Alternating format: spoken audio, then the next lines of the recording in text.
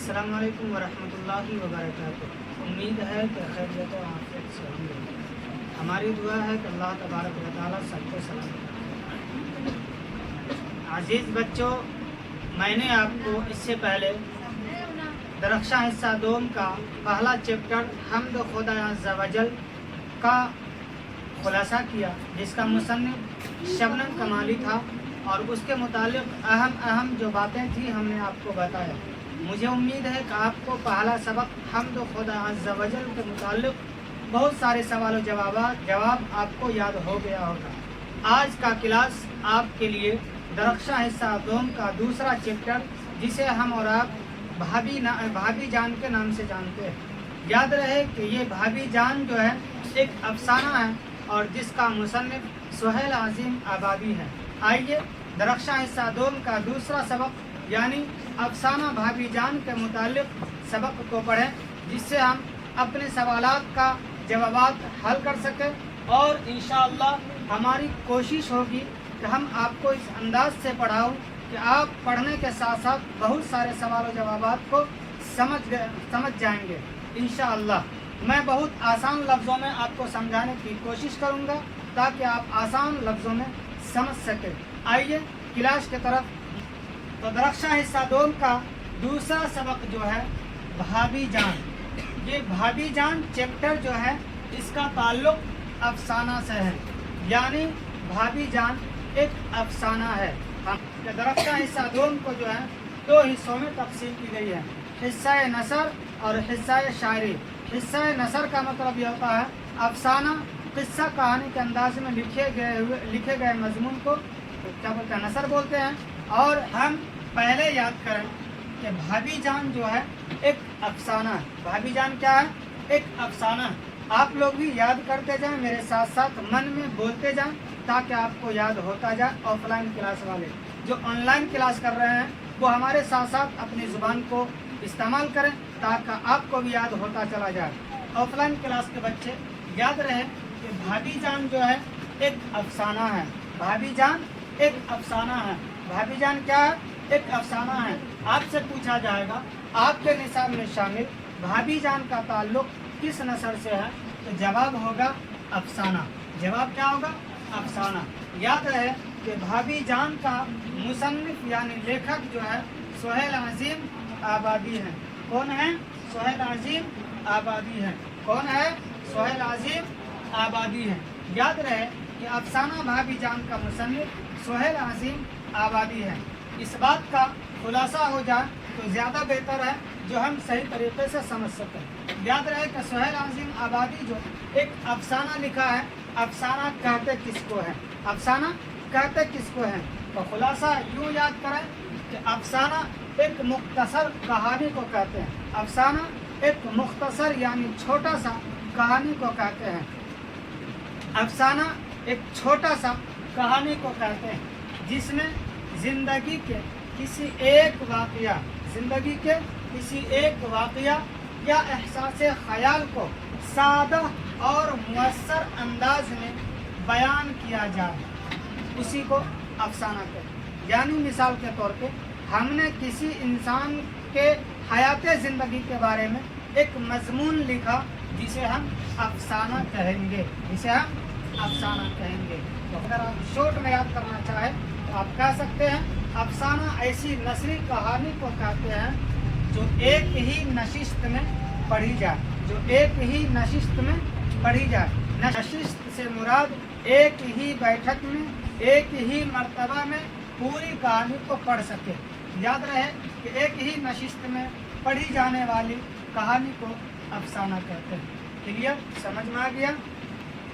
Short میں یاد کرنا ہے، افسانہ ایسی نثری کہانی کو کہتے ہیں جو ایک ہی نشست میں پڑھی جائے۔ افسانہ کسے کہتے ہیں؟ تو افسانہ ایسی نثری کہانی کو کہتے ہیں جو ایک ہی نشست میں پڑھی جائے۔ آپ اسے یاد کر لیں تاکہ اگر آپ سے پوچھ لیں افسانہ کسے کہتے ہیں واضح کریں، تو جواب میں آپ شارٹ میں کہہ سکتے ہیں افسانہ ایسی نثری کہانی کو کہتے ہیں جو ایک ہی نشست میں پڑھی جائے۔ اب یاد رہے کہ اردو کا پہلا افسانہ یعنی اس سے پہلے افسانہ کسی نے بھی نہیں لکھا تھا، फर्स्ट में जो अफसाना लिखा गया था वो अफसाना का नाम जो था नसीर और खदीजा था। क्या था? नसीर और खदीजा। इसीलिए यहाँ बताया गया है कि उर्दू का पहला मुख्तसर अफसाना नसीर और खदीजा है। कौन है? नसीर और खदीजा है। उर्दू का पहला मुख्तसर अफसाना कौन है? नसीर और खदीजा। नसीर और खदीजा। नसीर और खदीजा, जिसका मुसन्निफ जो है राशिदुल खैरी है। राशिदुल खैरी है। राशिदुल खैरी है। याद रहे कि उर्दू का, क्या बोल रहे हैं? उर्दू का सबसे पहला अफसाना, उर्दू का सबसे पहला अफसाना जो है नसीर और खदीजा। नसीर और खदीजा। नसीर और खदीजा, जिसका मुसन्निफ जो है राशिदुल खैरी है। जिसका मुसन्निफ राशिदुल खैरी है। जिसका मुसन्निफ राशिदुल खैरी है। यह नसीर और खदीजा जो है एक अफसाना है और इसका मुसन्निफ राशिदुल खैरी है। इस अफसाना से पहले कोई अफसाना नहीं लिखा गया था। इसीलिए पूछा जाता है कि उर्दू का पहला मुख्तसर अफसाना कौन सा है? तो जवाब होगा नसीर और खदीजा। नसीर और खदीजा के मुसन्निफ कौन है? तो जवाब है राशिदुल खैरी। राशिदुल खैरी ने नसीर और खदीजा जो लिखा था उसको शाये कब किया था? याद रहे 1903 में शाये हुआ था। कब शाये हुआ था? 1903 में। इससे हमको 3 क्वेश्चन हल हुआ। उर्दू का पहला अफसाना कौन सा है? तो नसीर और खदीजा। अफसाना नसीर और खदीजा का मुसन्निफ कौन है? तो राशिदुल खैरी। नसीर और खदीजा की अशार कब हुई थी? 1903 में। इस लाइन में आपको 3 क्वेश्चन का आंसर हल हुआ है। उम्मीद है कि आपको याद हो रहा होगा। फिर से याद कर लें कि उर्दू का सबसे पहला अफसाना नसीर और खदीजा है और नसीर और खदीजा का मुसन्निफ यानी लिखने वाले राशिदुल खैरी है। नसीर और खदीजा को राशिदुल खैरी ने कब शाये किया? तो 1903 में शाये किया था। कब किया था? 1903 में किया था। जी आगे है तरक्की पसंद तहरीक की बुनियाद। तरक्की पसंद तहरीक की बुनियाद जो है 1935 में। 1935 में कहाँ? लंदन में। कहाँ? लंदन में। याद रहे तरक्की पसंद तहरीक की बुनियाद 1935 में लंदन के नॉन किंग रेस्टोरेंट में रखी गई थी। ये नॉन किंग जो है लंदन में पाया जाता है। कहाँ पाया जाता है? लंदन में पाया जाता है। जैसे बिहार है, बिहार में पटना भी है, बिहार में पूर्णिया भी है, बिहार में भागलपुर भी है, बिहार में आपके शहर बेगूसराय भी है। ठीक उसी तरीके से लंदन जो है एक स्टेट है, एक राज्य है। इसीलिए तरक्की पसंद तहरीक की बुनियाद 1935 में कहाँ रखी गई थी? लंदन में। कौन सी जगह?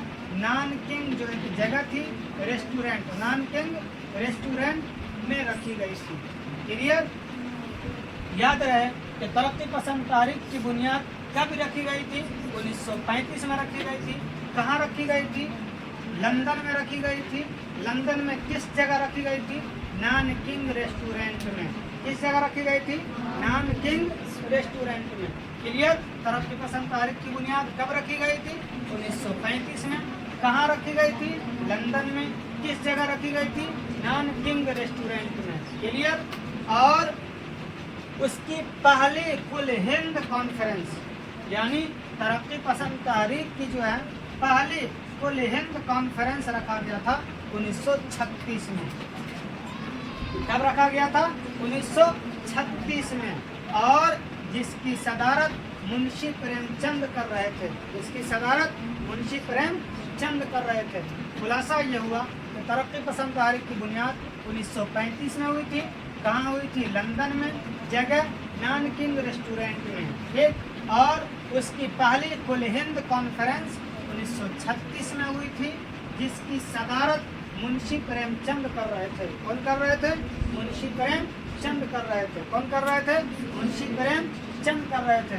किसकी सदारत कर रहे थे? कुल हिंद कॉन्फ्रेंस की। किसकी सदारत? कुल हिंद कॉन्फ्रेंस की। कब कर रहे थे? 1936 में। कब कर रहे थे? 1936 में। पूछा जाएगा कुल हिंद कॉन्फ्रेंस कब मुनाकिद किया गया था? कब इनाक़ाद किया गया था? 1936 में। जिसकी सदारत कौन कर रहे थे? मुंशी प्रेमचंद कर रहे थे। क्लियर? आगे है तरक्की पसंद तहरीक के बानी सज्जाद ज़हीर थे। तरक्की पसंद तहरीक के बानी सज्जाद ज़हीर है और सदर मलिक राज आनंद है। सदर मलिक राज आनंद है। ये अफसाना के मुताल्लिक बातें थी, खुलासा हुआ। अब मैं चलता हूँ सुहेल अज़ीम आबादी के हयात ज़िंदगी की तरफ। आप इसमें से शॉर्ट याद रख लें कि अफसाना जो है ऐसी नसरी कहानी को कहते हैं जो एक ही नशिस्त में पढ़ी जाए, और उर्दू का पहला अफसाना नसीर और खदीजा है, जिसका मुसन्निफ राशिदुल खैरी है। नसीर और खदीजा जो है 1903 में शाये हुआ था। तरक्की पसंद तहरीक की बुनियाद 1935 में लंदन के नॉन किंग रेस्टोरेंट में रखी गई थी, और उसकी पहली कुल हिंद कॉन्फ्रेंस 1936 में हुई थी, जिसकी सदारत मुंशी प्रेमचंद कर रहे थे। और तरक्की पसंद तहरीक के बानी सज्जाद ज़हीर है और सदर मलिक राज आनंद है। ये अभी क्लियर हुआ। आगे चलते हैं सुहेल अज़ीम आबादी के हालात ज़िंदगी के मुताल्लिक़। तो सुहेल अज़ीम आबादी का जो है असल नाम सैयद मुजीबुर रहमान है। जी, सुहेल अज़ीम आबादी का असल नाम सैयद मुजीबुर रहमान है। सुहेल अज़ीम आबादी का असल नाम सैयद मुजीबुर रहमान है। जैसे आपने पढ़ा शबनम कमारी का असल नाम मुस्तफ़ा रज़ा है, ठीक उसी तरीके से सुहेल अज़ीम आबादी का असल नाम सैयद मुजीबुर रहमान है। और तखल्लुस जो है सुहेल है, यानी सुहेल अज़ीम आबादी का तखल्लुस सुहेल है। जैसे आपने पढ़ा शबनम कमाली का तखल्लुस शबनम है, ठीक उसी तरीके से सुहेल अज़ीम आबादी का तखल्लुस सुहेल है। और तखल्लुस उस नज़्म को कहते हैं जिस नज़्म में शायर अपने शेर के आखिरी मक्ता में जो नाम इस्तेमाल करे उसी को तखल्लुस कहते हैं। याद रहे कि तखल्लुस सुहेल अज़ीम आबादी का सुहेल ही है। और सुहेल अज़ीम आबादी की पैदाइश 1911 में हुई। कहाँ हुई? पटना में हुई। याद रहे सुहेल अज़ीम आबादी की पैदाइश 1911 में हुई थी। कहाँ हुई थी? तो पटना में हुई थी। आगे याद रहे कि सुहेल अज़ीम आबादी का वफ़ात कब हुआ था? तो 1980 में हुआ था। कब हुआ था? 1980 में हुआ था। जगह का जिक्र नहीं है। जैसे शबनम कमाली के इंतकाल के मुतालिक जगह का जिक्र नहीं है, ठीक उसी तरीके से सुहेल अज़ीम आबादी के इंतकाल के मुतालिक जगह का जिक्र नहीं है, बल्कि डेट का जिक्र है 1980। सुहेल अज़ीम आबादी का इंतकाल जो है 1980 में हुआ था। क्लियर? आगे याद रहे सुहेल अज़ीम आबादी जो है एक ज़मींदार ख़ानदान से ताल्लुक़ रखते थे। सुहेल अज़ीम आबादी एक ज़मींदार ख़ानदान से ताल्लुक़ रखते थे। पूछा जाएगा सुहेल अज़ीम आबादी किस ख़ानदान से ताल्लुक़ रखते थे? तो जवाब देंगे हम ज़मींदार ख़ानदान से। किस ख़ानदान से? ज़मींदार ख़ानदान से ताल्लुक़ रखते थे। सुहेल अज़ीम आबादी 1 साल के थे, यानी सुहेल अज़ीम आबादी का जो उम्र है 1 ही साल के थे कि उनके वालदा का इंतकाल हो गया था। उनके वालदा का इंतकाल हो गया था। जब उनके वालदा का इंतकाल हो गया तो सुहेल अज़ीम आबादी की परवरिश नानिहाल में हुई। कहाँ हुई? नानिहाल में हुई। जिस तरीके से सुहेल अज़ीम आबादी की पैदाइश ददियर में हुई थी, वहाँ और 1 साल के सुहेल अज़ीम आबादी थे, उनके वालिद साहब का इंतकाल हो, वालदा का इंतकाल हो गया और उनकी परवरिश नानिहाल में हुई। कहाँ हुई? नानिहाल में हुई। आगे चलते हैं सुहेल अज़ीम आबादी का पहला अफसानवी मजमुआ, यानी सुहेल अज़ीम आबादी जो पहला अफसाना लिखा है वो कौन सा है? याद रहे कि सुहेल अज़ीम आबादी का पहला अफसानवी मजमुआ 4 चेहरे हैं। क्या है? 4 चेहरे हैं। जी, सुहेल अज़ीम आबादी का पहला अफसानवी मजमुआ 4 चेहरे। आप क्लियर रहें कि मैंने ऊपर में बताया उर्दू का पहला अफसाना नसीर और खदीजा, वो उर्दू का है। किसका है? उर्दू का। और यहाँ हम बता रहे हैं सुहेल अज़ीम आबादी का, इसलिए क्लियर रहे कि सुहेल अज़ीम आबादी का पहला अफसानवी मजमुआ जो है 4 चेहरे है, और जो कि 1934 में शाये हुआ था। 1934 में शाये हुआ था। इससे ये पता चलता है कि सुहेल अज़ीम आबादी ने अपनी ज़िंदगी का पहला अफसाना जो लिखा था वो 4 चेहरे लिखे थे। और कब लिखे थे? 1934 में लिखे थे। कब लिखे थे? 1934 में। यानी सुहेल अज़ीम आबादी का पहला अफसानवी मजमुआ 4 चेहरे है, जो 1934 में शाये हुआ था, 1934 में शाये हुआ था, 1934 में शाये हुआ था, 1934 में शाये हुआ था। आगे याद रहे कि सुहेल अजीम आबादी का लिखा हुआ अफसाना, यानी दूसरा अफसाना जो है अलाव है, और तीसरा आदमी के रूप जी, यानी कि सुहेल अजीम आबादी, अलाव और आदमी के रूप, ये भी एक अफसानवी मजमूआ है जिसको सुहेल अजीम आबादी ने ही लिखा। किसने लिखा? सुहेल अजीम आबादी ने ही लिखा। क्लियर? याद रहेगा जी। आगे याद रहे, उन्होंने एक नाविल भी लिखा, उन्होंने एक नाविल भी लिखा, जबकि अफसानवी मजमुआ लिखे हैं 4 चेहरे, अलाव, आदमी का रूप। 4 चेहरे 1934 में लिखा, ये भी एक अफसानवी मजमुआ के अलावा सुहेल अजीम आबादी ने एक नाविल लिखा। क्या लिखा? एक नाविल लिखा। क्या लिखा? एक नाविल लिखा, जो बेजड़ के पौधे के नाम से जाने जाते हैं। यानी सुहेल अजीम आबादी का एक नाविल जिसे हम बेजड़ के पौधे के नाम से जानते हैं। तो याद रहे कि सुहेल अजीम आबादी का कौन सा नाविल लिखा गया है? तो बेजड़ के पौधे। कौन सा नाविल? बेजड़ के पौधे। कौन सा नाविल? बेजड़ के पौधे। पूछा जाएगा बेजड़ के पौधे क्या है, तो हम जवाब देंगे नाविल। क्या कहेंगे? नाविल। सुहेल अजीम आबादी ने कौन सा नाविल लिखा? तो जवाब होगा बेजड़ के पौधे। क्या होगा? बेजड़ के पौधे। सुहेल अजीम आबादी ने कौन सा नाविल लिखा? जवाब क्या होगा? बेजड़ के पौधे। कौन सा होगा? बेजड़ के पौधे। याद रहे कि सुहेल अजीम आबादी एक मुअल्लिम की सरपरस्ती में, यानी निगरानी में इब्तिदाई तालीम हासिल की। क्या किया? इब्तिदाई तालीम हासिल किया। कहाँ किया? शाहपुर भदौल में किया। कहाँ किया? शाहपुर भदौल में किया। जैसे हम और आप सबसे पहली शुरुआती तालीम हासिल किए होंगे किसी न किसी टीचर से और कहीं न कहीं एक जगह से। जैसे हमारे मकतब में बहुत ऐसे बच्चे हैं जो सबसे पहले अलिफ बा यहाँ से पढ़ना शुरू किया, और बहुत ऐसे बच्चे हैं जो कहीं और से पढ़ना शुरू किए होंगे। ठीक उसी तरीके से सुहेल अजीम आबादी एक मुअल्लिम का मतलब होता है उस्ताद, टीचर। तो एक मुअल्लिम की सरपरस्ती में, उसके निगरानी में उन्होंने इब्तिदाई तालीम हासिल की। और इब्तिदाई तालीम कहाँ हासिल की? तो शाहपुर भदौल में। कहाँ हासिल की? शाहपुर भदौल में। और शाहपुर भदौल कहाँ पाया जाता है?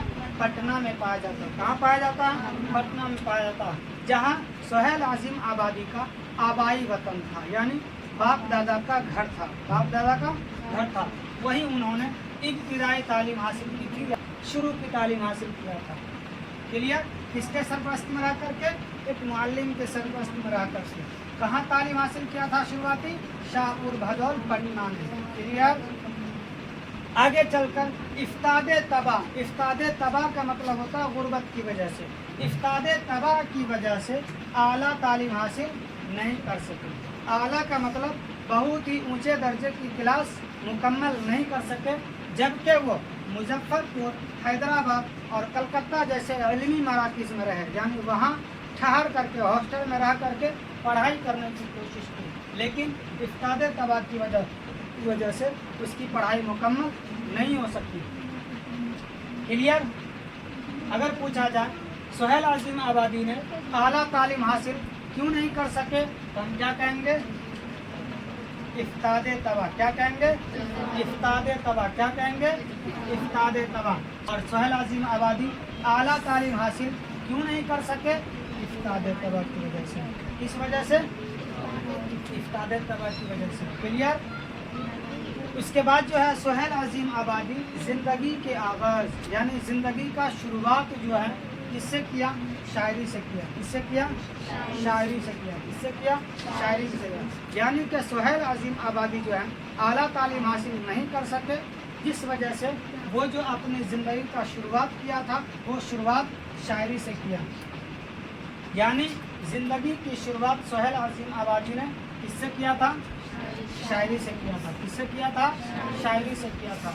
और आगे चलकर अफसाना निगारी की तरफ माइल हो गया। आगे चलकर अफसाना निगारी की तरफ माइल हो गया। यानी मिसाल के तौर पर हमें ले लो कि जब मैं पढ़ाई कर रहा था और पढ़ाई करने के दौरान अचानक कुछ ऐसा मोड़ हुआ कि हम आगे की तालीम हासिल नहीं कर सके, जिसकी वजह से हमारी पढ़ाई ख़त्म हो गई। और जब हमारी पढ़ाई ख़त्म हो गई तो तलाश मुआश के लिए हमने क्या चुना, एक मकतब खोला। क्या किया, एक मकतब खोला, और मकतब खोलने के बाद बच्चों को तालीम देने की कोशिश की और कोशिश कर रहा हूँ। ठीक उसी तरीके से सुहेल अज़ीम आबादी जब आला तालीम हासिल नहीं कर सके तो उसके बाद जो है वो अपनी ज़िंदगी का शुरुआत, वो अपनी ज़िंदगी का आगाज़ शायरी से किया। क्या किया, शायरी से किया, और शायरी से अपनी ज़िंदगी का आगाज़ किया। आगे चल कर के वो अफसाना निगारी हो गए, यानी कहानी लिखने लगे। क्या करने लगे, कहानी लिखने लगे। और कहानी लिखने के बाद उन्होंने ऑल इंडिया रेडियो की मुलाजमत इख्तियार की। ऑल इंडिया रेडियो की मुलाजमत इख्तियार की कौन, सुहेल अज़ीम आबादी। पूछा जाएगा सुहेल अज़ीम आबादी ने किस मुलाजमत में इख्तियार की, जवाब होगा ऑल इंडिया रेडियो। जवाब होगा ऑल इंडिया रेडियो। जवाब होगा ऑल इंडिया रेडियो। सुहेल अज़ीम आबादी ने एक रोज़नामा अखबार साथी का भी इजरा किया। आगे है सुहेल अज़ीम आबादी ज़िंदगी भर उर्दू की तरवीज व अशाअत में मसरूफ़ रहे। सुहेल अज़ीम आबादी ज़िंदगी भर उर्दू की तरवीज व अशाअत में मसरूफ़ रहे। इससे ये पता चलता है कि सुहेल अज़ीम आबादी अपनी ज़िंदगी में बहुत सारे कामों में शामिल हुए और बहुत सारे कामों का अंजाम दिए, सिर्फ़ और सिर्फ तलाश मुआश के लिए। तलाश मुआश के लिए। मुआश का मतलब होता रिज़्क़। क्या होता है, रिज़्क़। याद रहे कि सुहेल अज़ीम आबादी ज़िंदगी भर उर्दू की तरवीज व अशाअत में मसरूफ़ रहे। आगे चल कर के वो सहाफ़ी में भी मसरूफ़ रहे। सहाफ़ी का मतलब होता है अखबार का छापना, अखबार का एडिटिंग करना। वो सहाफ़ी में भी मसरूफ़ रहे। क्लियर। सुहेल अज़ीम आबादी ने 125 अफसाना लिखे, जिसमें मशहूर 3 अफसाना हैं जो कि बता दिया। अलाव जो 1934 में शाया हुआ, 4 चेहरे 1934 में शाया हुआ, और अलाव आदमी करूर।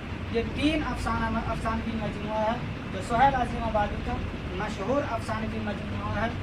उसके बाद उन्होंने एक नावल लिखा जो बेजड़ के पौधे के नाम से जाने जाते हैं, और ज़िंदगी का शुरुआत शायरी से की।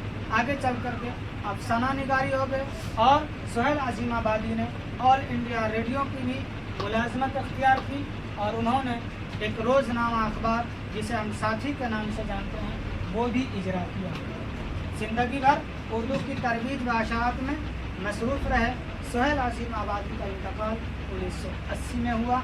याद रहे कि अफसाना भाभी जान के मुताल्लिक़ खुलासा किया, और अफसाना भाभी जान का मुसन्निफ़ सुहेल अज़ीम आबादी के हालात ज़िंदगी के मुताल्लिक़ बहुत सारी बातें हमने बताया।